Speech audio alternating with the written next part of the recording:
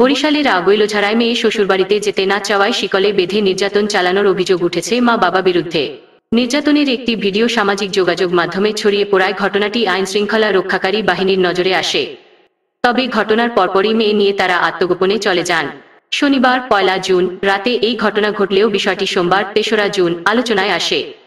জানা গেছে, ৩ মাস আগে উপজেলার বাঘা ইউনিয়নের দক্ষিণ চাত্রিশিরা গ্রামের জামাল হাওলাদারের ১৩ বছর বয়সী মেয়ে হাবিবা আক্তারের পারিবারিকভাবে রাজিহার ইউনিয়নের রাংতা গ্রামের শাহজাহান মোল্লার ছেলে সাজিদ মোল্লার সঙ্গে বিয়ে হয়। হাবিবা বাঘা মহিলা মাদ্রাসা রিয়াজ তাহাম তথা ৫ম শ্রেণীর ছাত্রী। বিয়ের ২ মাস পর শ্বশুরবাড়ি থেকে বাবার বাড়িতে ফিরে আসেন হাবিবা। সে তার মাকে জানান স্বামীর বাড়িতে আর ফিরে যাবে না। এরপর থেকে বিভিন্ন সময়ে হাবিবার মা বাবা তাকে ফিরে যাওয়ার কথা বললেও সে রাজি হয়নি। সর্বশেষ শনিবার সন্ধ্যায় হাবিবার ২ হাত পা শিকলে বেঁধে মা বাবা তাকে মারধর করে স্বামীর বাড়িতে যাওয়ার জন্য চাপ দেন। এ সময় হাবিবা চিৎকার করলেও কেউ বাঁচাতে আসেনি। তবে গোপনে স্থানীয় কেউ সেই নির্যাতনের ভিডিও করে সোশ্যাল মিডিয়ায় ছেড়ে দেন। খবর পেয়ে আগৈলঝাড়া থানার পুলিশ পরিদর্শক এসআই মাহফুজ হোসেন ঘটনাস্থলে যান। পুলিশ আসার খবর পেয়ে হাবিবার পরিবার ঘরে তালা দিয়ে পালিয়ে যান।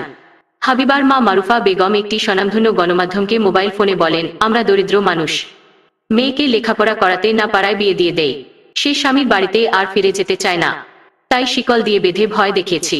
ভুক্তভোগী হাবিবার বাবা জামাল হাওলাদার মোবাইল ফোনে বলেন, আমার স্ত্রী মারুফা বেগম মেয়ে হাবিবাকে নিয়ে গৌরনদী উপজেলার বাউরগাতি গ্রামের আমার বোন জামাইয়ের বাড়ি রয়েছে।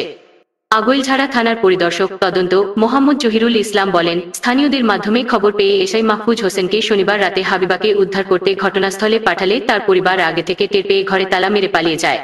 উপজেলা নির্বাহী কর্মকর্তা ফারিহা তানজিন বলেন, আমি আপনাদের মাধ্যমে এ ব্যাপারে অবগত হয়েছি। বিষয়টি আইনত দণ্ডনীয় অপরাধ। এ ব্যাপারে জেনে প্রয়োজনীয় ব্যবস্থা নেওয়া হবে।